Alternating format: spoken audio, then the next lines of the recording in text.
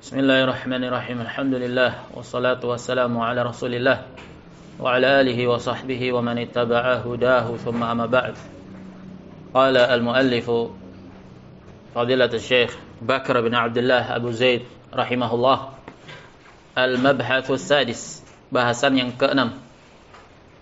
Masih dalam kajian terhadap risalah Hajrul Mubtadi', hajar, sikap keras, boikot terhadap ahlil bid'ah.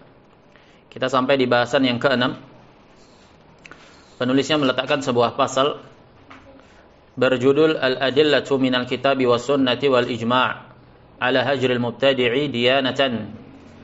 Dalil-dalil dari Al-Quran dan As-Sunnah dan Ijma' atas pemberlakuan hajar, boikot kepada ahlil bid'ah, yang itu semua dilakukan atas dasar diyanatan, karena agama, karena ibadah kepada Allah Subhanahu wa taala. Berkata penulis rahimahullah, hada ta'silul aqdi. Ini adalah pilar, bangunan dasar, asas akidah. Termasuk dari pondasi-pondasi prinsip-prinsip akidah ahli sunnah wal jamaah. Hajrul mubtadi'. Az-zajru bil hajri lil mubtadi'i diyanatan. Termasuk dari pilar-pilar akidah. Asas-asas dasar pondasi akidah, perkara yang fundamental. Mewujudkan sikap tegas dengan menghajar, memboikot ahlil bid'ah atas dasar agama, taqarrub kepada Allah. Mustamaddun min dalail, di mana itu semua berpijak di atas dalil-dalil, bukan dengan hawa nafsu, karena dia termasuk perkara ibadah, pokok-pokok dasar akidah.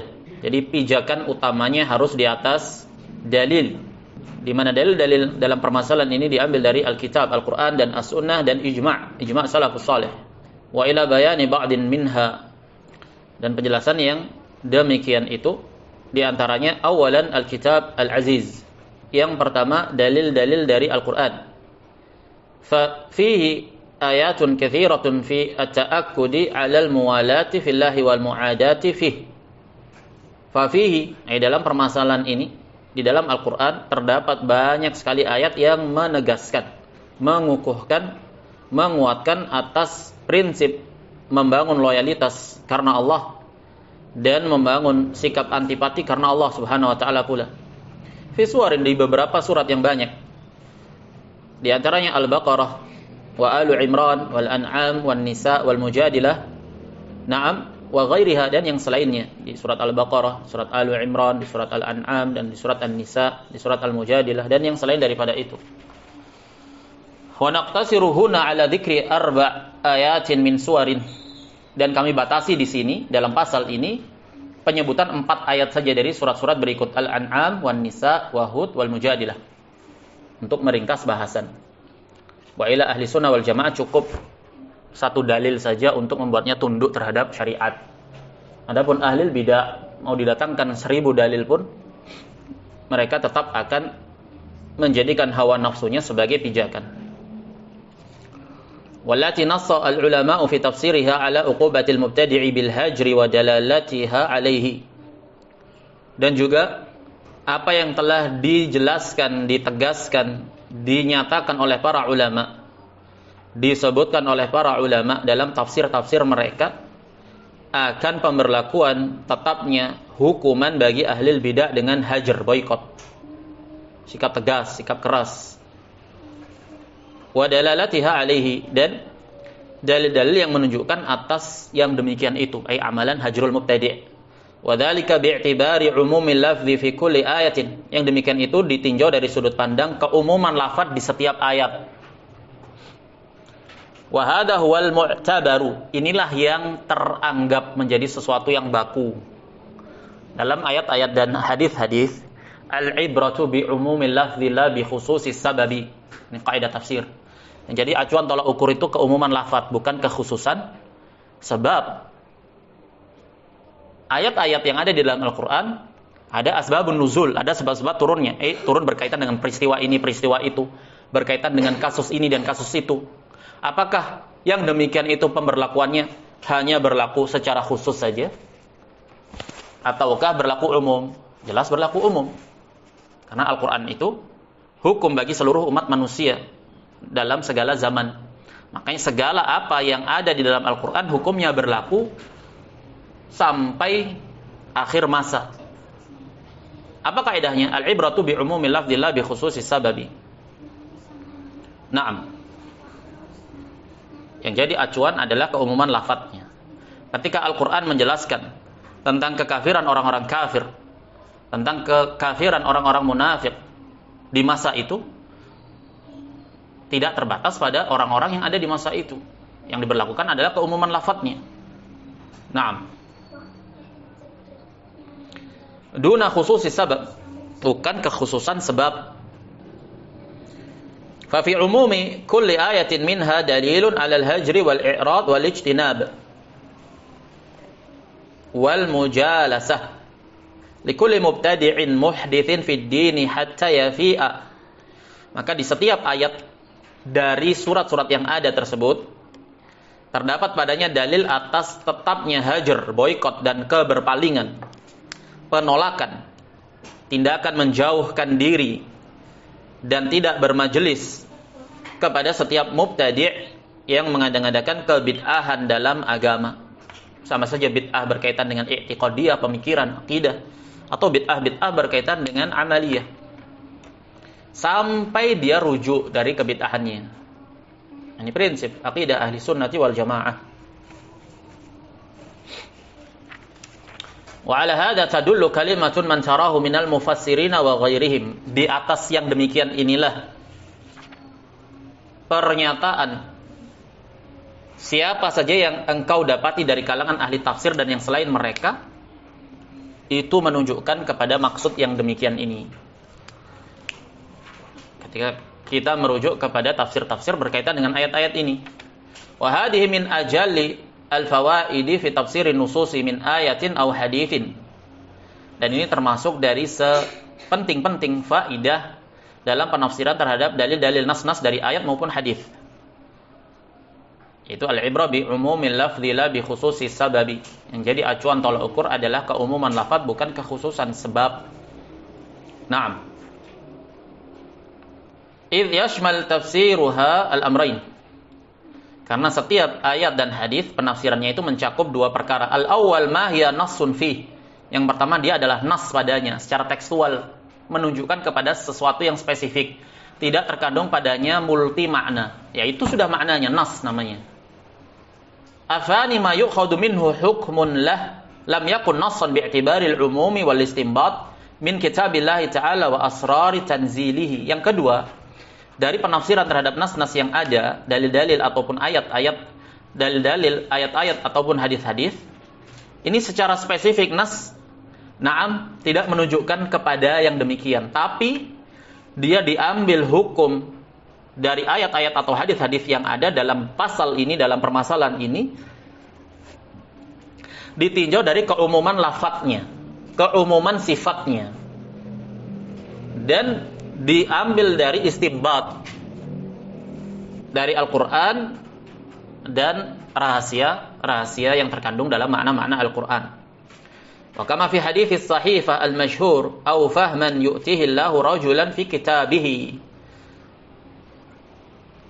Sebagaimana dalam hadis yang masyhur, pemahaman yang Allah berikan kepada seseorang terhadap kitabnya. Dan ini rizki dari Allah Subhanahu wa taala. Makanya relatif. Ilmu itu relatif. Wa fawqa na'am kulli dhi ilmin alim. Di atas setiap orang yang berilmu, ada yang berilmu. Naam. Jadi relatif. Terkadang dia rizki dianugerahkan kepada siapa saja. Man yuridillahu bihi khairan yufaqihu fid din. Siapa saja yang Allah kehendaki kebaikan padanya, Allah faqihkan dia dalam permasalahan agamanya. Terkadang permasalahan yang gamblang, yang jelas tersamarkan bagi alim, tapi tidak tersamarkan bagi yang jauh levelnya di bawahnya. Contohnya kisah Abdullah bin Abbas yang menafsirkan idza jaa nasrullahi wal fath. Ketika ditanyakan kepada veteran Badar, para sahabat yang senior, apa penafsiran ayat tersebut, semua menjawab dengan jawaban yang tidak tepat. Jawaban yang paling tepat adalah jawabannya Ibnu Abbas, seorang bocah yang masih muda usia ketika itu. Nah, begitu pula Abdullah bin Umar ketika ditanya tentang suatu pohon yang permisalannya seperti permisalan seorang mukmin. Rasul sallallahu alaihi wasallam memberikan permisalan seperti itu. Maka seorang Abdullah bin Umar yang ketika itu masih anak-anak ada di majelisnya para sahabat, beliau tahu bahwasanya yang dimaksudkan adalah nakhlah, pohon kurma. Tapi beliau tidak menjawab. Sesampai di rumah dikabarkan kepada bapaknya itu Umar bin Khattab. Sebenarnya aku tahu jawabannya. Tapi karena segan, na'am, maka Ibnu Umar tidak menjawabnya. Menunjukkan terkadang pemahaman itu diberikan kepada siapa saja yang Allah kehendaki. Fahman yu'tihillahu rajulan fi kitabihi. Naam. Terkadang ada dalil-dalil yang dia menunjukkan kepada makna atau hukum yang tersamarkan pada sebagian individu yang lainnya. Jadi relatif, nisbi. Kalau begitu, pijakan dalam permasalahan ini, hajrul mubtadi', terkadang diambil dari ayat-ayat atau dalil-dalil yang sifatnya jelas, spesifik, atau dia diambil dari dalil-dalil yang sifatnya istimbat. Naam. Wa hadhihi qa'idatun syarifah, fala yafutannak al-wuquf 'alaiha. Ini kaidah yang mulia, jangan sampai terluputkan darimu untuk menelaahnya. Wa bi khassah ladal Imam Asy-Syatibi rahimahullahu taala, terkhusus di sisi Al-Imam Asy-Syatibi. Naam, penulis kitab Al-I'tisam.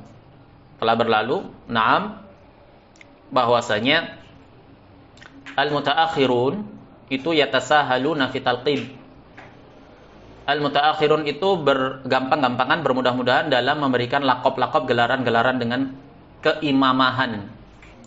Syatibi Asy'ari, akidahnya Asy'ari, sehingga tidaklah layak dan pantas untuk dijadikan sebagai imam, yang mana imam itu adalah panutan. Yuqtada bihi, dipanuti dalam akidahnya, inilah imam. Jadi istilah imam, naam, di kalangan salaf adalah sosok yang diikuti, dipanuti dari sisi keagamaannya, akidahnya. Hanya saja istilah mutaakhirin bermudah-mudahan dalam memberikan label imamah.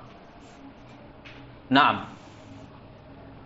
Atau ya karena mengikuti pola dan gaya ungkapan dari ulama-ulama mutaakhirin yang menyebutkan para tokoh-tokoh dengan keimamahan.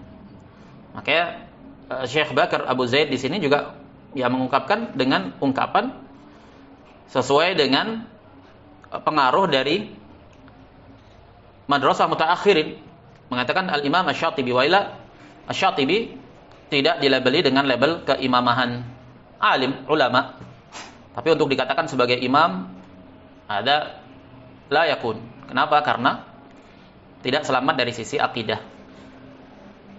Hanya saja para ulama memuji beliau ditinjau dari sudut pandang karya beliau berupa karya beliau yaitu kitab Al-I'tisam.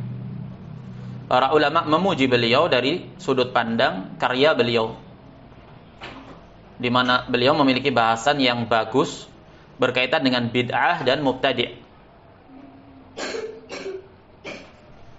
Punya faedah-faedah dan kaidah-kaidah yang bagus diletakkan dalam kitab beliau Al-I'tisam. Naam. Wa anhu bal bi absat fi kitab Haddul Islam wa Haqiqatul Iman. Begitu pula secara ringkas ada di dalam kitab Haddul Islam wa Haqiqatul Iman, karya dari Syekh Abdul Majid Asy-Syadzili, seorang alim dari Mesir, cendekiawan lah dari Mesir, hidup di awal-awal abad 19 Masehi. Pakar usul, ulama Mesir lah di era 1900 Hijriyah.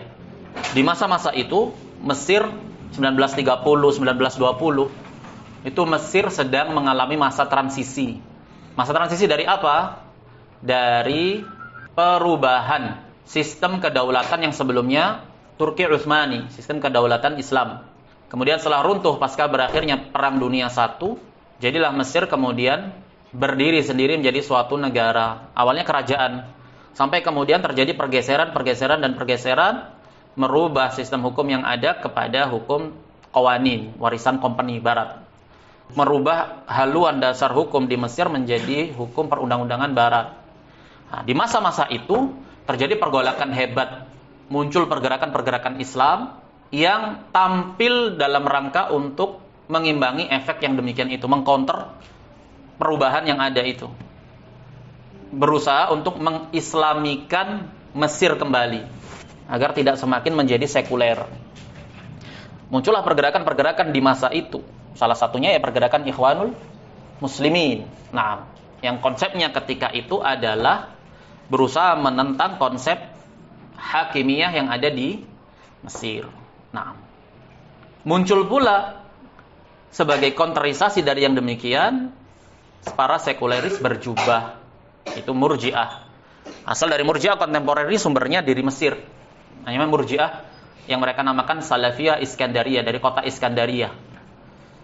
Terjadilah pergolakan antara dua kubu ini. Naam. Nah, di awal-awal masa pergerakan Islam di masa itu, naam, kelompok Ikhwanul Muslimin ini tampil dalam warna itu tadi mengkonterisasi pertumbuhan sekulerisme yang ada di Mesir yang semakin masif. Maka muncul pula pemikiran-pemikiran Murji'ah untuk melindungi naam rezim yang ada di Mesir ketika itu. Nama kitabnya ini Haddul Islam wa Haqiqatul Iman. Membahas dua firqah, Murji'ah dan Khawarij dalam kitab tersebut. Intinya di sini Syekh Bakar Abu Zaid merekomendasikan untuk ya menelaah bagaimana sih isi dari kitab ini. Nah, penulisnya juga memiliki kedekatan dengan Sayyid Qutb. Dan pada waktu itu pergerakannya Sayyid Qutb dengan Ikhwanul Musliminnya dia menjadi suatu pergerakan yang banyak mendapatkan simpatik lah. Nah, di masa itu. Wa ila bayaniha minha qaulullah ta'ala fi suratil an'am. Al-ayah. Wa idza ra'aital ladina yakhuduna fi ayatina fa'arid anhum hatta yakhudu fi haditsin ghairihi. Wa imma yunsiyannaka syaitanu fala taq'ud ba'da dzikra ma'al qaumidz zalimin. Di antaranya yang menunjukkan kepada permasalahan hajrul mubtadi'. Apa yang Allah firmankan di surat Al-An'am, yang artinya apabila engkau mendapati orang-orang yang membicarakan, memperdebatkan ayat-ayat kami, fa'arid anhum, berpalinglah dari mereka. Wal amru yaqtadil wujub. A'rid fi'il amr. Wajib kamu menjauh, berpaling dari mereka. Hatta yakhudu fi haditsin ghairihi. Hatta tufidul ghayah. Sampai mereka beralih dari topik bahasan mereka, sampai mereka rujuk dari pemikiran mereka. Dan apabila syaitan membuat kamu lalai dan lupa, fala taq'ud ba'da dzikra, maka jangan kamu tetap duduk bersama mereka setelah kamu ingat, setelah kamu sadar. Karena hukumnya kamu akan sama dengan mereka, ma'al qaumidz zalimin. Mereka itu orang-orang yang zalim. Wa fi hadhihi al-ayah dalalatun ala tahrimi mujalasati ahlil bid'ah wal ahwa wa ahlil kaba'iri wal ma'asi. Dalam ayat ini menunjukkan haramnya mujalasah, bermajelis dengan ahlil bid'ah dan ahwa dan para pelaku dosa besar ataupun maksiat. Haram. Naam. Qala al-Qurtubi rahimahullahu ta'ala. Wa fi hadhihi al-ayah raddun min kitabillahi azza wa jalla ala man za'ama anna al-a'immata alladhina hum hujajun wa atba'uhum lahum an yukhalitul fasiqin wa yusawwibu ara'ahum taqiyatan. Al-Qurtubi berarti dirujuk ke tafsir Al-Qurtubi ketika menafsirkan ayat ini. Al-Qurtubi mengatakan di ayat tersebut ada bantahan dari Al-Qur'an atas siapa saja yang menyangka, berpendapat, berpemikiran bahwasanya para a'immah yang itu adalah hujjah dan para pengikut para a'immah dari kalangan duat, para da'i, para penuntut ilmu, bagi mereka untuk bercampur baur, bergaul dengan orang-orang fasik dan mengesankan, membenarkan pemikiran-pemikiran mereka, taqiyatan, dalam rangka untuk berpura-pura, berbahasa basi. Naam. Duduk kamu sama orang-orang sekuler, sama orang-orang demokrasi, sama orang-orang dari ahlul bidah, berbahasa basi, seminar bersama, dan yang semakna dengan itu. Wa dzakara at-Tabari an Abi Ja'far Muhammad bin Ali radhiyallahu anhu annahu qala la tujalisu ahlal khusumat. At-Tabari menukil dari Abu Ja'far Muhammad bin Ali radhiyallahu anhu. Beliau berkata, jangan kalian bermajelis bersama ahlul khusumat. Bermakna khusumat di sini yaitu fiddin, orang-orang yang memperdebatkan dan mempertanyakan tentang permasalahan-permasalahan pokok-pokok agama, prinsip-prinsip akidah dan manhaj. Karena pokok-pokok dasar akidah itu permasalahan yang jelas, tidak ada ruang untuk diperdebatkan padanya. Makanya para salaf menganggap jidal dengan ahlul bidah itu termasuk dari perkara yang menyelisihi prinsip ahli sunnah. Apa yang perlu diperdebatkan dengan ahlul bidah? Masalah agama itu telah jelas. Naam. Maka Imam Malik ketika didatangi oleh ahlul bidah ditantang untuk berdebat, beliau mengatakan, idhab ila syakin mithlik, pergi kamu kepada orang yang ragu was-was seperti dirimu. Fa'ana ala yaqinin fi dini, aku di atas keyakinan terhadap permasalahan agamaku. Yang jelas tidak perlu diperdebatkan. Sampaikan saja kebenaran. Memperdebatkan, bertele-tele padanya, tinggalkan. Hujah Allah telah tegak dengan sendirinya. Kita tidak dituntut memuaskan setiap person. Fa innahum alladzina yakhuduna fi ayatillah. Siapa ahlul khusumat? Yaitu mereka-mereka yang memperdebatkan, memperbincangkan, mempertanyakan ayat-ayat Allah untuk dipertanyakan kebenarannya. Naam.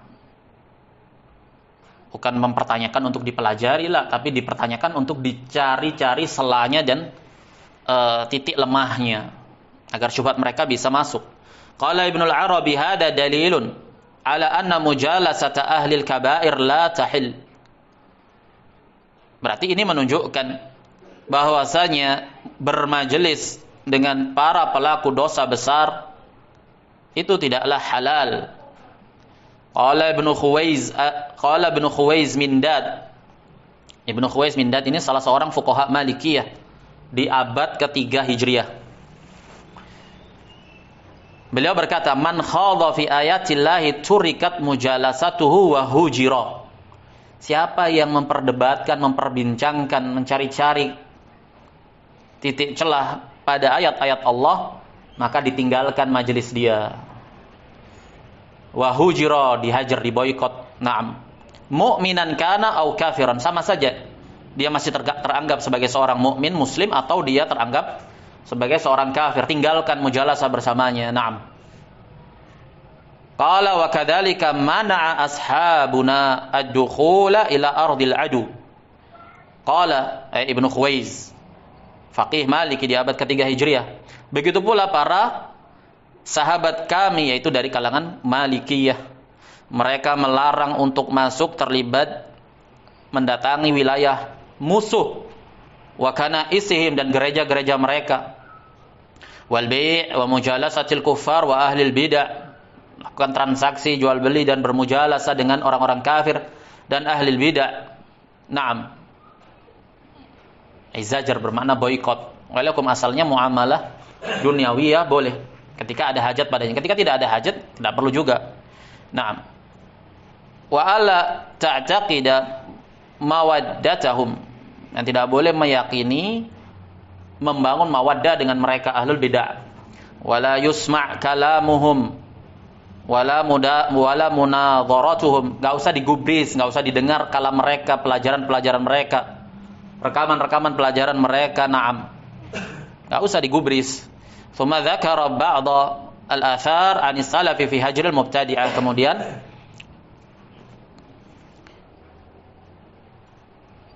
Imam Ibnu al-Arabi atau Ibnu Khuwaiz menyebutkan asar-asar dari salaf tentang hajrul mubtadi'ah. Bagaimana sikap-sikap dan penerapan para salaf dalam menerapkan hajrul mubtadi'. Wa qala Syaukani rahimahullah. Berkata Syaukani, wa fi hadhil ayah mau'izatun 'azimatun liman yatasammah bimujalasatil mubtadi'ah. Syaukani menafsirkan ayat ini, ayat tadi, Di ayat tersebut ada peringatan keras, peringatan yang besar, yang agung bagi orang-orang yang masih berlapang toleran dalam bermujalasah, bermajelis kepada ahli bidah. Alladzina yuharrifuna kalam Allah, yang mereka itu menyelewengkan kalam Allah, dalil-dalil diselewengkan.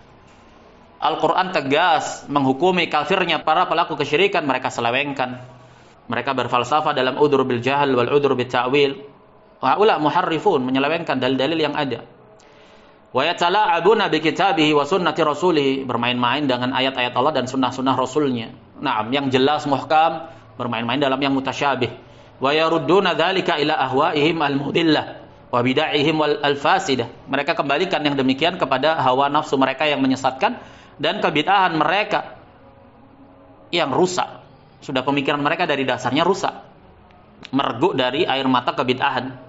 Dari mata air kebid'ahan. Jadi ya rusak. Sejak awal hijrah yang dia kira sebagai dakwah salafiyah di atas dakwah yang menyelisih dakwah salaf. Sejak awal hijrah menyusunya dari mata air yang keruh tadi.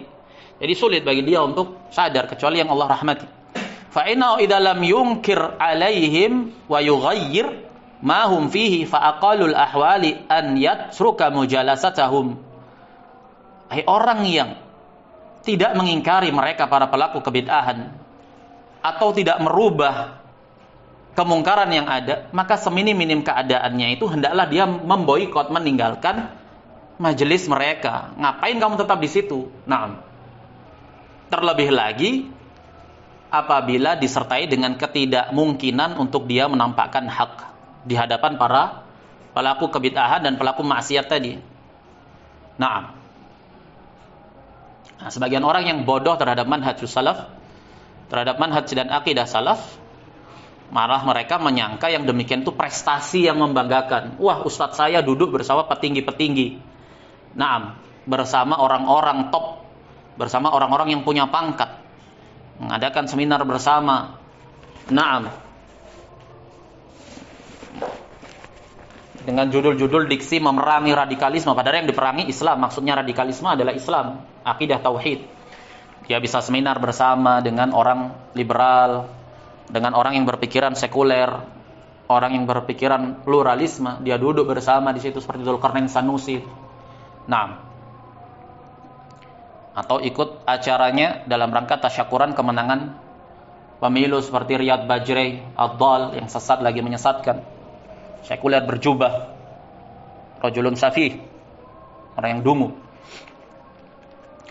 Para pengikutnya menganggap, wah itu prestasi membanggakan, dia bisa masuk ke sana dan masuk ke sini, prestasi. Nah, bersama orang-orang yang punya jabatan, orang-orang penting. Nah, alasannya dakwah. Dalam keadaan di majelis tersebut terjadi padanya kemungkaran atau ditebarkan padanya, dideklarasikan padanya pernyataan-pernyataan dan pemikiran-pemikiran yang menyelisih akidah, menyelisih syariat. Seminim-minimnya ya sudah, kamu nggak usah bermajelis dengan mereka, karena kamu biar bagaimanapun tidak mampu untuk menyuarakan yang benar. Naam. Wadzalika yasirun alaihi ghairu asir. Yang demikian harusnya mudah. Mudah untuk dilakukan, tidaklah sulit. Tidak enak beralasan saja, saya tidak bisa. Saya berhalangan. Diplomatis saja, naam. Dan tidak ada keterpaksaan dalam yang demikian, tidaklah dicambuk, tidaklah disiksa kalau tidak menghadiri. Tapi mereka memang dasarnya adalah para sekuler berjubah.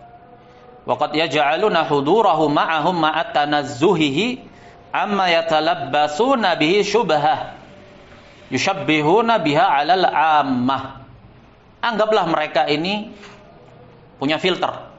Saya bisa untuk melindungi akidah saya dari pemikiran-pemikiran mereka. Anggaplah seperti itu. Tapi harus dipertimbangkan efek yang lainnya, di mana kehadiran mereka itu adalah syubhat bagi orang-orang awam. Bahwasanya tokoh fulan, ustadz fulan yang katanya mendakwahkan dakwah sunnah, dakwah tauhid, ternyata bisa bermajelis dengan ahlul bidah, ahlul dhalal, ahlul kufur. Fayakunu fi hudurihi mafsadah zaidah ala mujarrad sama'il munkar. Jadi kalau begitu kehadirannya orang-orang seperti itu ada dampak mafsadah yang sifatnya ekstra dari sekedar mendengar kemungkaran. Dari sekedar mendengar kemungkaran, otomatis kan dia duduk di situ bermajelis bersama mereka.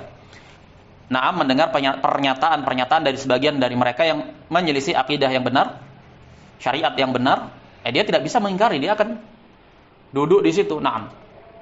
Kalau dia ingkari dengan hatinya, setidak-tidaknya ada syubhat. Bagaimana orang awam melihat yang demikian itu sebagai sebuah pembenaran sehingga menipu umat. Waqad syahadna min hadhihi al-majalis al-mal'unah ma la ya'ti alaihi al-hasr. Katanya Syaukani, kami telah mempersaksikan di majelis-majelis yang terlaknat tersebut. Syaukani tinggal di Yaman. Majelis-majelis yang terlaknat, majelisnya siapa? Majelisnya ahlul bidah di masa beliau. Kami telah melihat berbagai macam apa yang tidak bisa untuk dibatasi, kemungkaran-kemungkaran dan dampak-dampak negatif yang ada dari majelis-majelis ahli bidah tersebut. Wa qumna fi nusratil haqqi wa daf'il batil bima qadarna alaihi. Kami juga telah memperjuangkan kebenaran dan mencegah kebatilan sebatas apa yang kami mampu. Wa balagat ilahi taqatuna wa man arafa hadhihi syari'ah al-mutahharata haqqa ma'rifatiha alima anna mujalasata ahli al-bid'ah al-mudillah fiha minal mafsadati ad'af ma fi mujalasati man ya'sillah bi fi'li syai'in minal muharramat. Syaukani mengatakan di sini, kami telah upayakan segenap daya dan upaya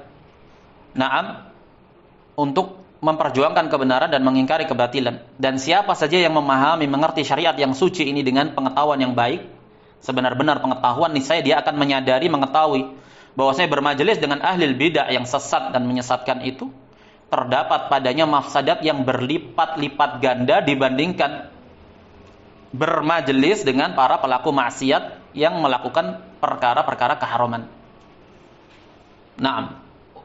Wala siyama liman kana ghaira rasikhil qadami fi ilmi al-kitab wa sunnah. Lebih-lebih lagi bagi orang yang tidak mapan, tidak kokoh dalam keilmuan terhadap Al-Qur'an dan sunnah.